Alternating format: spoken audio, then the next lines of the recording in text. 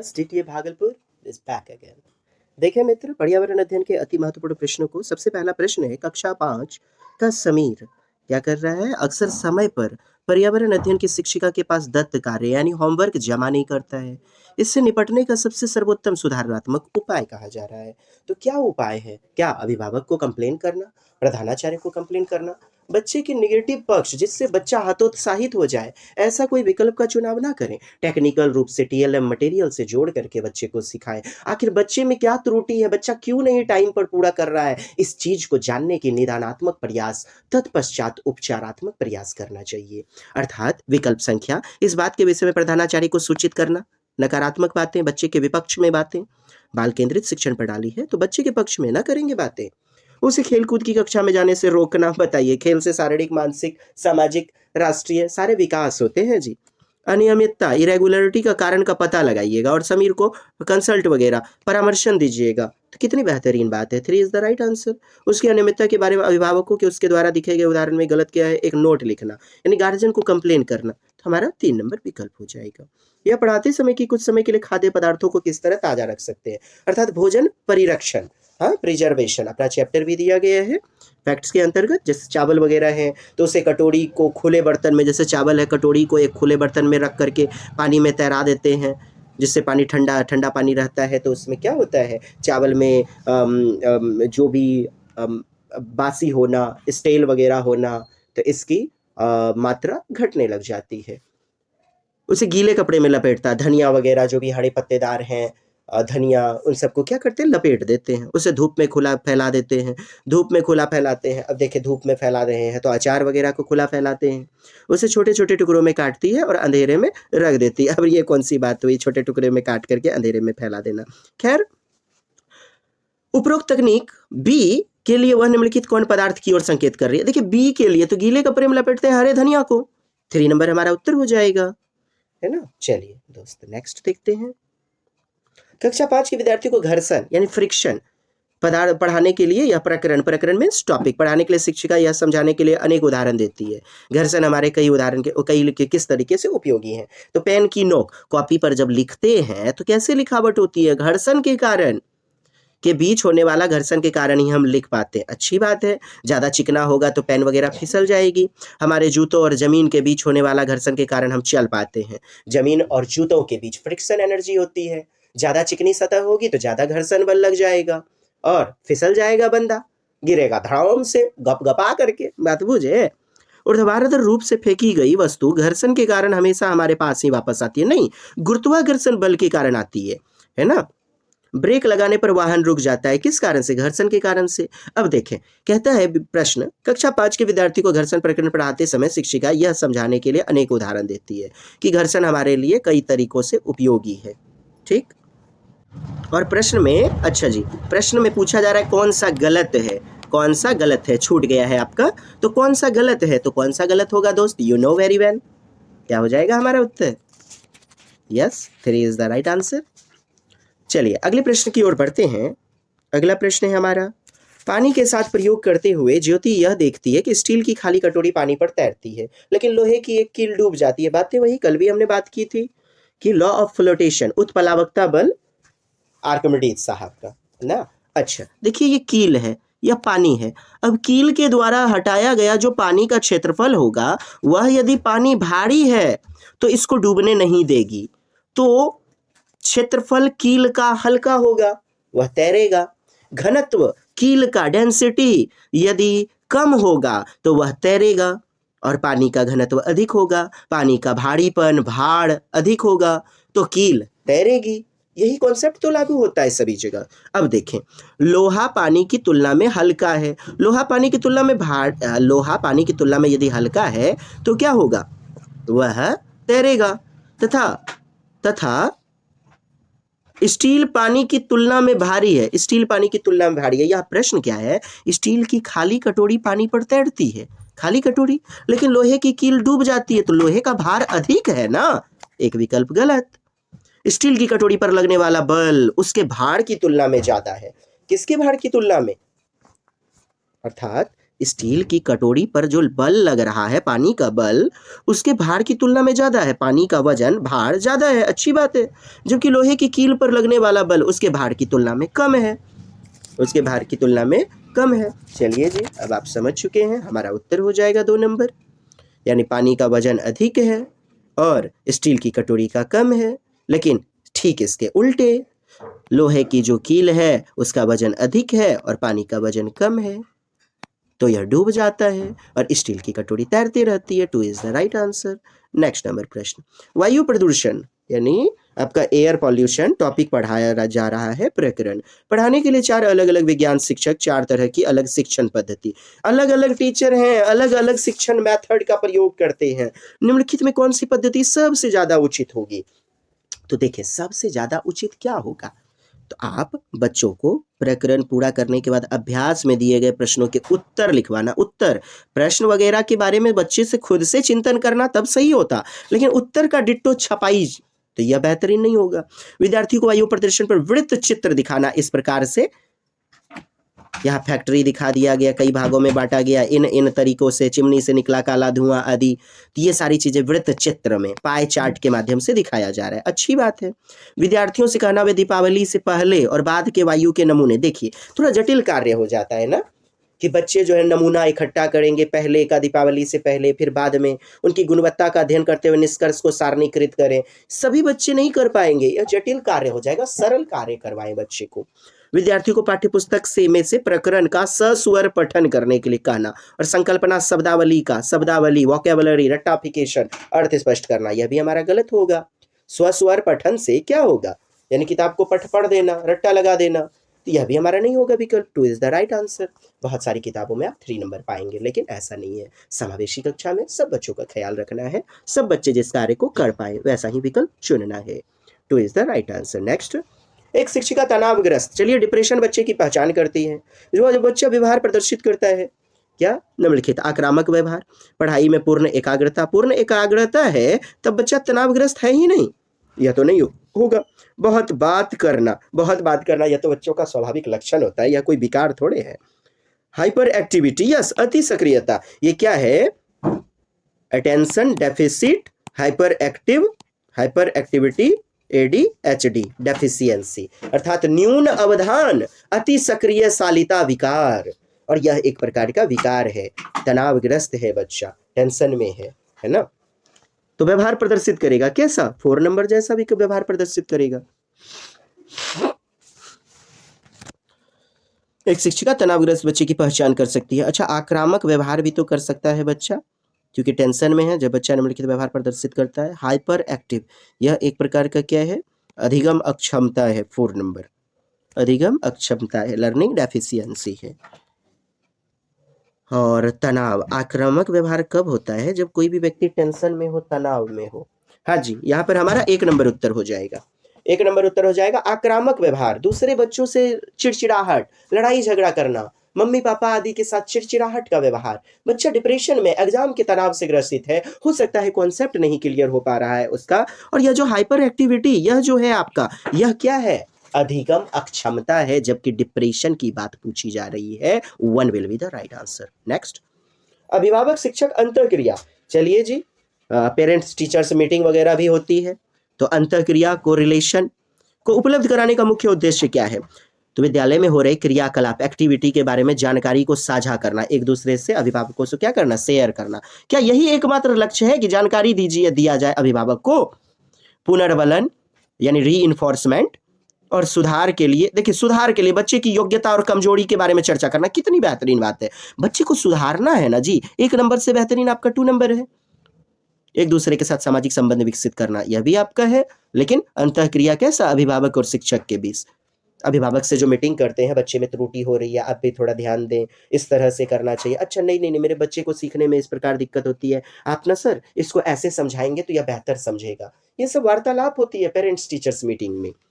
एक दूसरे की कमी को उजागर करना, पेरेंट्स की कमी को उजागर करेंगे शिक्षक, और शिक्षक की कमी को पेरेंट्स, नहीं तुम नहीं पढ़ाते हो ठीक से, घर पे ध्यान नहीं देते हो आप, क्या यही एकमात्र लक्ष्य है? हाँ, और कोई काम नहीं बचा हुआ है। 2 will be the right answer. Next, सभी बड़े शहर सड़कों पर भारी संख्या में वाहनों के कारण पर्यावरण प्रदूषण की समस्या का सामना कर रहे हैं। चलिए, सभी बड़े शहर सामना कर रहे हैं एनवायरनमेंट पॉल्यूशन। पर्यावरण संरक्षण के लिए शहर के लोग व्यक्तिगत के माध्यम से अपना सहयोग दे सकते हैं। व्यक्तिगत रूप से कैसे ज़्यादा से ज़्यादा सहयोग दे सकते हैं, किस प्रकार से? पर्यावरण सुरक्षित सीमा के लिए व्यक्तिगत वाहन के इंजन की नियमित रूप से जाँच, इंजन की तो जाँच करवाते ही हैं, यह तो कोई मेन फैक्ट नहीं है। आने जाने के लिए सार्वजनिक यातायात व्यवस्था का प्रयोग, यस, आज दिन बदुगनी रोज घपाक घपाक मारे बोलेरो, स्कॉर्पियो, अपाचे, पल्सर निकल रहा है रोज, जबकि जरूरत नहीं है घर में। हाँ, मार एकदम से बेचारी कजलिया को, किरनिया को दिखाने के लिए, इम्प्रेस करने के लिए R15 गाड़ी, बुलेट, एकदम ज्यादातर दिखावटी है ना जी।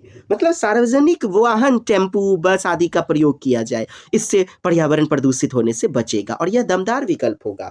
अक्सर घर से बाहर जाने से बचे, अब काम है तो नहीं जाएगा, कोई व्यक्तिगत वाहन जैसे स्कूटर आदि न रखना। रखेंगे क्यों नहीं, व्यक्तिगत वाहन जरूरी है, मतलब 4 नंबर से ज्यादा 2 नंबर आपका दमदार विकल्प होगा। नेक्स्ट नंबर प्रश्न, वायु हर जगह है। देखिए, वायु सभी जगह है। प्रकरण पढ़ाते समय विद्यार्थियों से निम्नलिखित प्रश्न पूछता है। कौन कौन से प्रश्न पूछे जा रहे हैं? क्या मृदा में वायु है, मिट्टी में वायु है? क्या पानी के अंदर वायु है? क्या हमारे शरीर में वायु है? क्या हमारी हड्डियों में वायु है, एयर है? शिक्षक शिक्षार्थी में, ये शिक्षार्थी अर्थात विद्यार्थी, अधिगम कर्मी, लर्नर्स में निम्नलिखित में से कौन से कौशल विकसित करने का प्रयास कर रहा है?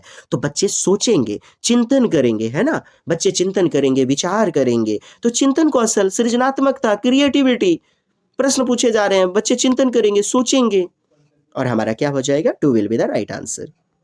सृजनात्मकता, क्रिएटिविटी। निम्नलिखित भोजन कौन सा तरीका अच्छा है? कौन सा तरीका अच्छा है? पहले सब्जी को क्या करना है? पहले धो लेना है, फिर काटना है। सब्जियों को अच्छी तरह धोना, फिर काटना, अच्छी बात है।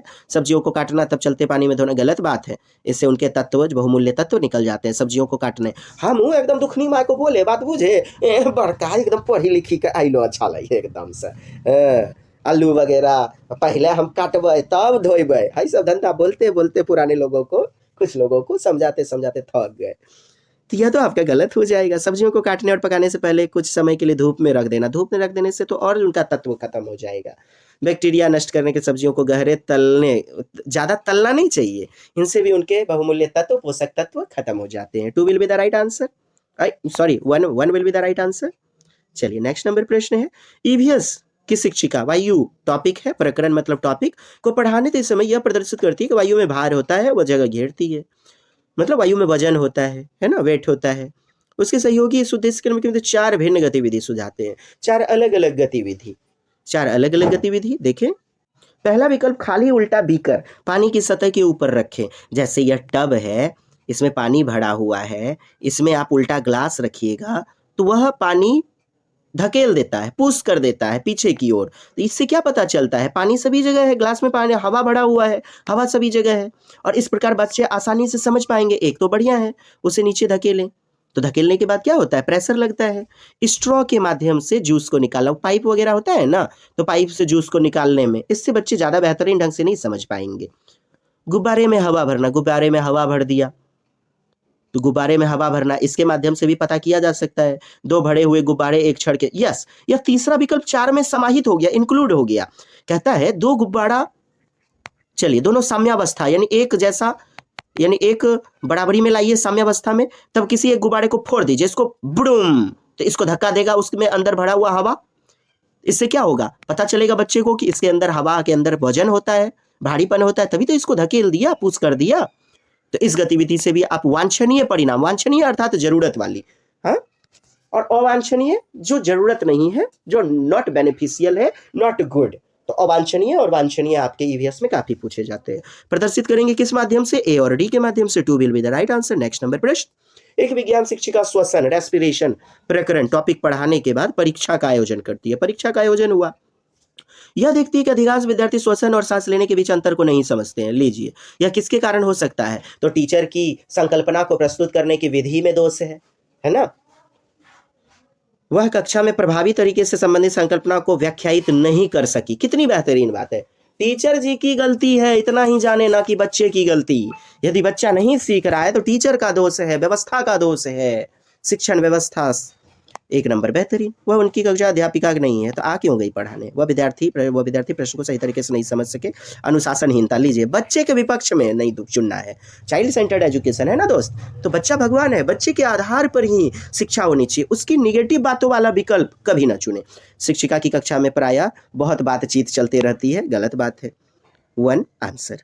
रेत और नमक, लीजिए रेत और नमक, जैसे रेत है, नमक है, पानी में मिला हुआ बालू का कण है, तो अब साधन के तहत उसे छोड़ दें तो बालू नीचे बैठ जाएगा, रेत नीचे बैठेगा, पानी को हम बाहर ले लेते हैं सेडिमेंटेशन के तहत। अब देखें, आपका सीरीज पूछा जा रहा है यहाँ पर, प्रक्रियाओं के 4 क्रमों में किसका उपयोग किया जाना चाहिए? तो किसका उपयोग किया जाना चाहिए दोस्त?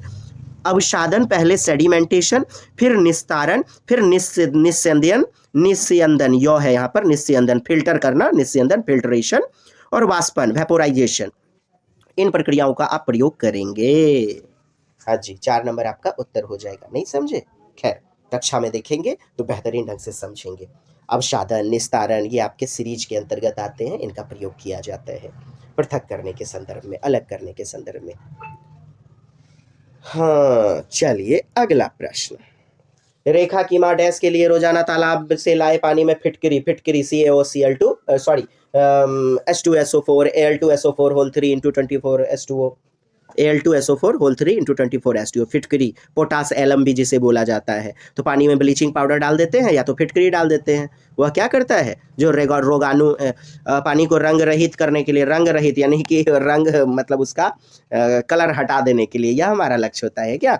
ऐसा नहीं है। हल्के निलंबित अपद्रव्यों को अवसादित करने के लिए, हल्के जो निलंबित द्रव्य हैं, मिले हुए जो अपद्रव्य हैं, अन्य पदार्थ हैं, वो सब अवसादित हो जाते हैं, उसे छांट देते हैं, अलग हो जाता है, नीचे तलछटी में, सरफेस में बैठ जाता है। इस कारण से करते हैं। कठोर जल को मृदु जल सॉफ्ट बनाने के में परिवर्तन करने के लिए नहीं। पानी में मौजूद रोगाणु को रोगाणु खत्म नहीं साहब, रोग के सारे अणु खत्म नहीं हो पाते हैं। मेन है निलंबित जो भी अपद्रव्य हैं, सारे अपद्रव्य की बात हो गई ना, बालू रहे, नमक रहे या आदि अन्य चीजें जो भी रहे सब, और साथ ही साथ रोगाणु। तो बड़े विकल्प के तौर पे 2 नंबर का चुनाव करेंगे। 2 will be the right answer. भारोत्तोलक वेट लिफ्टर प्रायः मांसपेशी और बॉडी मास बनाने की आवश्यकता होती है। इस उद्देश्य से उन्हें प्रोटीन लेना चाहिए। क्या लेना चाहिए? प्रोटीन। प्रोटीन क्या है? बॉडी बिल्डिंग फूड है, बॉडी बिल्डिंग। विटामिन्स क्या होते हैं? विटामिन्स आपके जो है ना रोग मतलब हीनता जन्य रोग से बचाव के लिए कम मात्रा में, सीमित मात्रा में लेना चाहिए, कम नहीं सीमित मात्रा। तो खैर यहाँ प्रोटीन आपका उत्तर हो जाएगा। खाद्य श्रृंखला फूड चेन की कॉन्सेप्ट को, संकल्पना को पढ़ाने में विद्यार्थी की अधिकतम भागीदारिता के लिए निम्नलिखित में कौन सी शिक्षण व्यूह रचना सबसे प्रभावी होगा? मोर इफेक्टिव कौन होगा? तो विभिन्न को इंटरनेट संबंधित जानकारी एकत्र, इंटरनेट से संबंधित जानकारी, श्याम पट्ट पर लिखी गई विभिन्न खाद्य श्रृंखला सभी उदाहरणों को देखने के लिए विद्यार्थी को कहना। श्याम पट्ट पर ब्लैक बोर्ड पर लिख दिया और सब उदाहरण को देखो आप। सबसे ज्यादा प्रभावी प्ले कार्ड्स, खेल के माध्यम से रंग बिरंगी तस्वीरें बनी हुई कार्ड्स, विद्यार्थी के समूह को सामूहिक क्रियाकलाप, विभिन्न खाद्य श्रृंखला को सोचते हुए उन्हें व्यवस्थित करने के लिए कहना। चिंतन आएगा, लर्निंग बाय डूइंग, बच्चे खुद से कर रहे हैं, सृजनात्मकता होगी, तो क्यों नहीं 3 नंबर विकल्प बेहतरीन होगा। विभिन्न आवास में चलने वाली संभावित खाद्य श्रृंखला की खोज करने के लिए विद्यार्थी को कहना। चलिए हमारा 3 नंबर बेहतरीन होगा, लर्निंग बाय डूइंग, जिसमें समाहित है क्रिएटिविटी है, बच्चा खुद से चिंतन करेगा, सामूहिकता है, सामाजिक अंतःक्रिया भी है, साथ ही साथ तीसरे विकल्प में 3 will be the right answer. Dash के लिए मछली घर एक्वेरियम में हवा वाला पंप रखा जाता है। देखिए मतलब हवा वाला पंप क्यों रखते हैं एक्वेरियम में? बात इतनी सी है दोस्त, ऑक्सीजन जो होता है ना पानी में घुलने देने से के लिए मछली घर में हवा पंप रखा जाता है। ऑक्सीजन पानी में घुलते हैं, अर्थात अधिक ऑक्सीजन को पानी में घुलने देने के लिए रखा जाता है। पानी साफ करना नहीं, जलीय पौधों को अधिक कार्बन डाइऑक्साइड उपलब्ध कराना नहीं, मछली घर की शोभा बढ़ाने के लिए, यह सब नहीं, मैंने ऑक्सीजन मतलब मिलाने के लिए, ऑक्सीजन देने के लिए, तभी तो मछलियों को भी प्राप्त होगा और मछली जीवित रहेंगे। 3 नंबर उत्तर। नेक्स्ट नंबर प्रश्न। अंजलि देखो अंजलिया छिए हो द सहेली ओकर सहेली दांतों में छाए, यानी कि दांतों में उसका कैविटी वगैरह से बचने 4 तरीके बताती है। दिन में 2 बार ब्रश करना चाहिए, अच्छी बात है। इनेमिल दांतों का जो एनामिल है कम ना हो, इसके लिए ब्रेसीज पहने, यानी ब्रेसीज या क्या कह रहा है आपको मतलब कौन सा तरीका? डॉक्टरी तरीका, नेचुरल तरीका नहीं है। दांत में जो है ना कैप वगैरह पहने, तो यह तो नहीं होगा हमारा। नेचुरल तरीका का चुनाव करना है। हर खाने के बाद कुल्ला करना चाहिए, एकदम बिल्कुल युक्त पेय पदार्थ, कार्बन डाइऑक्साइड पेय पदार्थ यानी कि कोको कोला, थम्स अप आदि ज़्यादा से ज़्यादा सेवन ना करें, बेहतरीन है सी नंबर। अंजलि को उपयुक्त तरीकों में किसका अनुपालन करना चाहिए, किसका, अच्छा ये डी नंबर विकल्प है कि कार्बन डाइऑक्साइड युक्त पेय पदार्थ ना लें, या डी नंबर विकल्प भी बेहतरीन है, और ए सी डी आपका 2 नंबर विकल्प है जो कि उत्तर होगा। नेक्स्ट नीचे देखिए वेन डायग्राम जो है, आरेख अध्ययन कीजिए। जमीन पर रहने वाला, चलिए ये वायु जीव जंतु, ये पानी में रहने वाला, और ये अंडे देने वाला जरायुज जो होता है, अंडे देने वाला। और एक्स के बारे में, एक्स तीनों में मिल रहा है, आप देख पा रहे हैं जीव जंतु एक्स में रखे जा सकते हैं। कौन से जीव जंतु एक्स में रखे जा सकते हैं, तो 1 नंबर मगरमच्छ, ये क्या करते हैं, अंडे देते हैं, मगरमच्छ अंडे देते हैं। वैसे भी आपको पता है जिनके शरीर पर बाल हो और कान बाहर की ओर निकले हो वह संतान को देंगे, और साथ ही साथ जिनके शरीर पर फड़ हो या फिर बाल ना हो, पंख हो, कान छेदनुमा हो, वह अंडे देते हैं। और मगरमच्छ में तो पाया जाता है ऐसा गुण, मगरमच्छ पानी में तो रहता ही है, जमीन पर भी कुछ देर रह सकता है, 1 नंबर होगा उत्तर। यदि मेढक रहता तो हम मेढक भी मार देते। शार्क नहीं, मछली भी नहीं आपका, ईल भी नहीं, मछली पानी में रहता है, शार्क पानी में रहता है, ईल सर्पमीन ईल वगैरह आपका धरती पर जमीन पर रहता है। तीनों ही जिसमें गुण पाए जाएं, एक्स वही होगा, और हमारा 1 उत्तर होगा। निम्नलिखित में जीवन प्रक्रिया का कौन सा युग्म पेड़ पौधों और जीव जंतुओं दोनों में मिलता है। देखिए दोनों में क्या मिलता है, तो सभी जीव जंतु, सभी पेड़ पौधे क्या करते हैं साहब, वृद्धि तो करते हैं, रिप्रोडक्शन तो करते ही हैं। भोजन बनाना सभी नहीं बना पाते पेड़ पौधे, हाँ सभी मनुष्य भोजन नहीं बनाते हैं, तो यह भोजन बनाना गलत, प्रजनन और अंकुरन ब्रीडिंग और वृद्धि करना, ग्रोथ करना, रिप्रोडक्शन करना, सब में समान रूप से पाया जाएगा। चलिए 4 will be the right answer. Next, निम्नलिखित में कौन से शब्द समूह आपस में निकटीय रूप से संबंधित है। निकटीय रूप से संबंधित है, देखिए मच्छर से होता है क्या, आपका उत्तर क्या हो जाएगा, चुने, बहुत दमदार विकल्प है, 1 नंबर। मच्छर से मलेरिया होता है। एनीमिया से रक्त लौह, यानी रक्त लौह तत्व अल्पता है, लौह तत्व की कमी होगी तो एनीमिया हो जाएगा, और मलेरिया मच्छर से हो जाएगा। तो ऐसा विकल्प का चुनाव करने के लिए आपको दिमाग लगाना है, लौह तत्व से मलेरिया, एनीमिया नहीं, बाकी विकल्प आपका लड़ेगा ही नहीं। चलिए 1 नंबर उत्तर होगा। जब एक मछली को पहले से उबले, देखिए उबला हुआ पानी है लेकिन कमरे के तापमान पर ठंडे किए गए पानी से भरे एक्वेरियम में डाल दिया जाए, उबाल दीजिए, फिर उसको ठंडा कर दीजिए, तो वह मर जाएगी मछली। क्यों, बात इतनी सी है दोस्त, खनिज उसका खत्म हो गया ना, मिनरल्स खत्म हो गए उबाल देने पर पानी के। बात समझ में आई, ऑक्सीजन रहित है, पानी H2O से मिलकर के बना है, उसका ऑक्सीजन कैसे खत्म होगा भला, हम गर्म करें या ठंडा करें। लोग 2 नंबर विकल्प चुनते हैं, बिल्कुल नहीं, 4 will be the right answer. आगे बढ़े जय निम्न कौन सा चांद की सतह की विशेषता के बारे में सबसे अच्छा वर्णन, चांद की सतह। तो देखिए गुरुत्वाकर्षण होता है चांद की सतह पर, क्या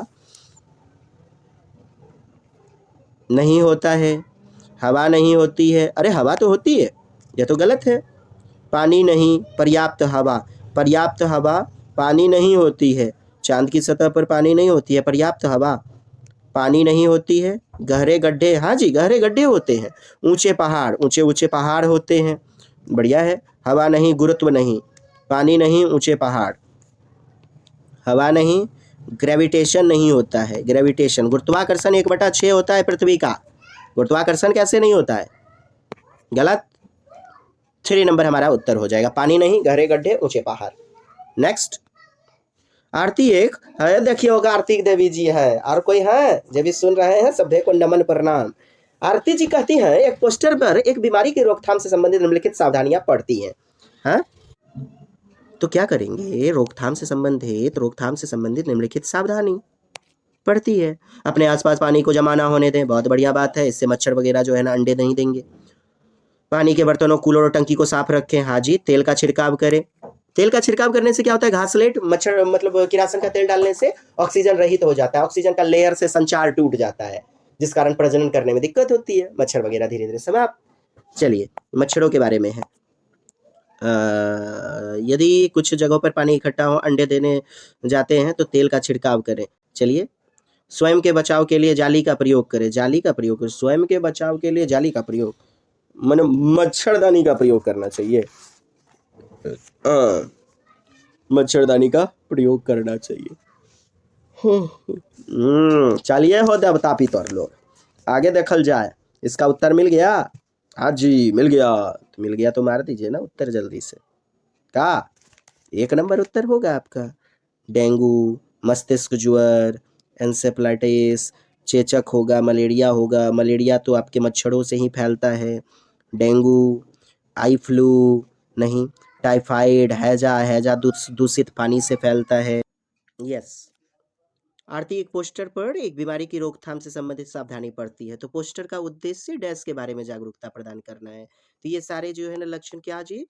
डेंगू, जापानी मस्तिष्क ज्वर से संबंधित हो जाएंगे। 1 नंबर आपका उत्तर होगा।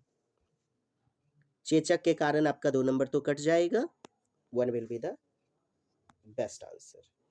नेक्स्ट प्रश्न देखेंगे। नेक्स्ट प्रश्न, भारत में समृद्ध वनस्पति जात अर्थात वनस्पति वगैरह और प्राणी जात, फ्लोरा और फाउना, ये 5 किंगडम होते हैं, क्लासिफिकेशन ऑफ किंगडम के बारे में पढ़ाने के बाद विद्यालय द्वारा प्राथमिक कक्षा यानी चैप्टर में पढ़ाया और कक्षा में विद्यार्थियों को रणथंभौर राजस्थान राष्ट्रीय उद्यान ले जाया गया। तो क्या किया गया? कक्षीय अधिगम को एक्सटर्नल वर्ल्ड से यानी बाह्य वास्तविक वातावरण से जोड़ा गया। 2 will be the right answer. यही तो आपको सहायता पूछा जा रहा है।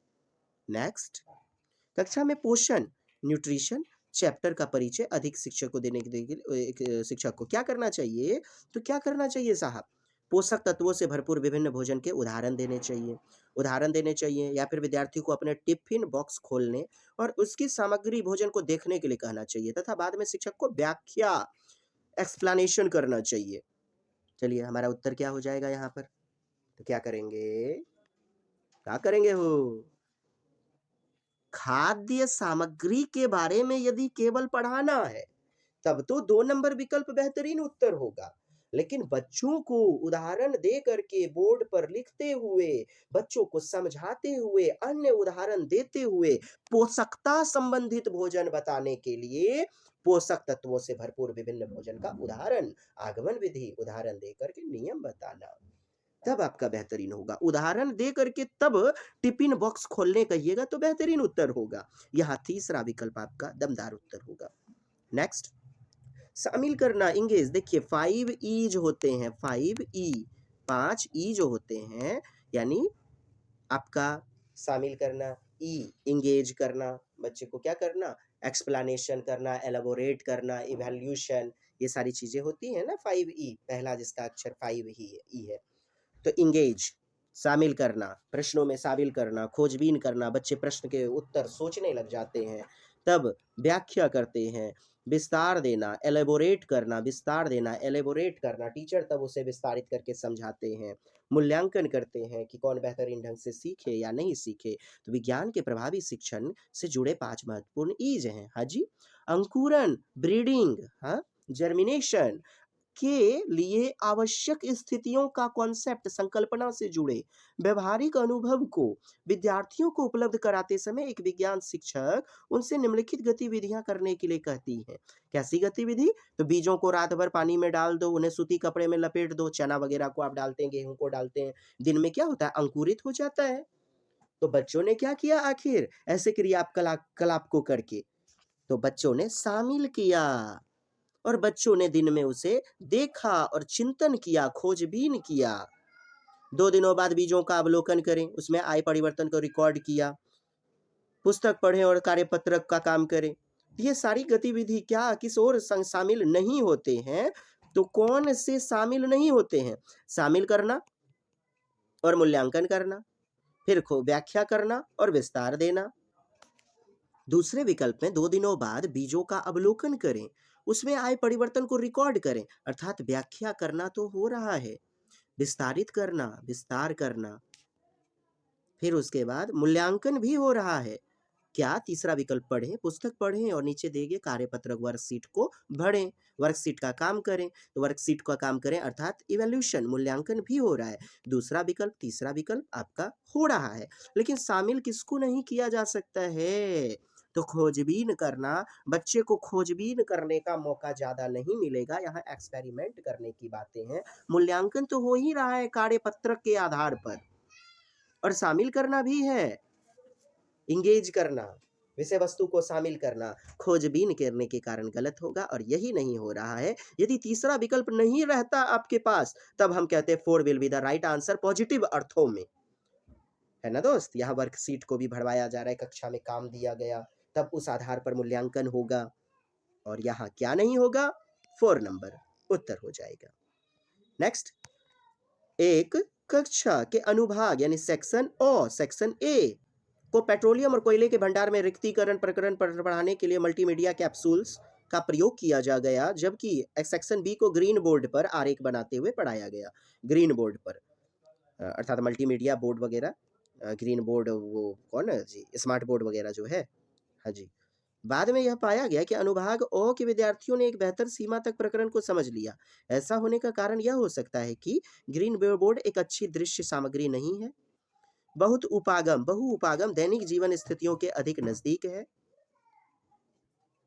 देखिए, कहता है सेक्शन ए के बच्चे को कैसे पढ़ाया गया? पेट्रोलियम और कोयले के भंडार में रिक्तीकरण कमी का प्रकरण पढ़ाने के लिए मल्टीमीडिया कैप्सूल्स, मल्टीमीडिया प्रोजेक्टर के माध्यम से, विभिन्न पुस्तकों के माध्यम से, रेडियो, समाचार पत्र आदि, ये सब क्या है? मल्टीमीडिया के स्रोत हैं।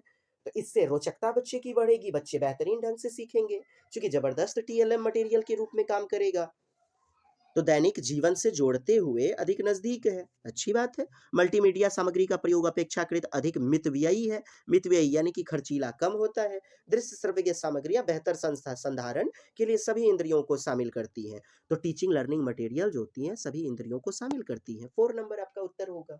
दृश्य श्रव्य सामग्री, टीचिंग लर्निंग मटेरियल, टीएलएम के बारे में फोकस किया जा रहा है, यही तो कारण है सेक्शन ए के बच्चे ज्यादा समझ गए। एक कक्षा में औसत से कम वाले 4 विद्यार्थी हैं, यानी सामान्य बुद्धि जिनकी होती है उनसे कम बुद्धि है, वैसे 4 विद्यार्थी हैं। उन्हें अन्य विद्यार्थियों के समान लाने के लिए तो प्रभावी रूप से कैसे पढ़ाइएगा?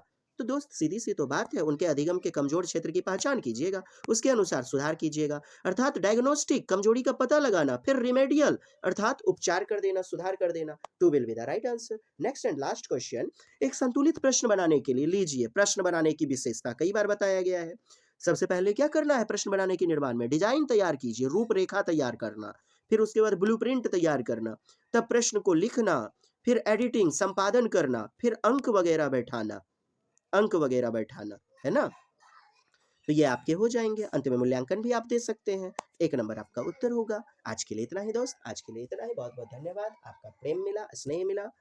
आज के लिए बहुत बहुत शुभ रात्रि। जय हिंद, जय भारत, वंदे मातरम। हाँ, शेयर करना है तो कृपया कर दीजिए। धन्यवाद।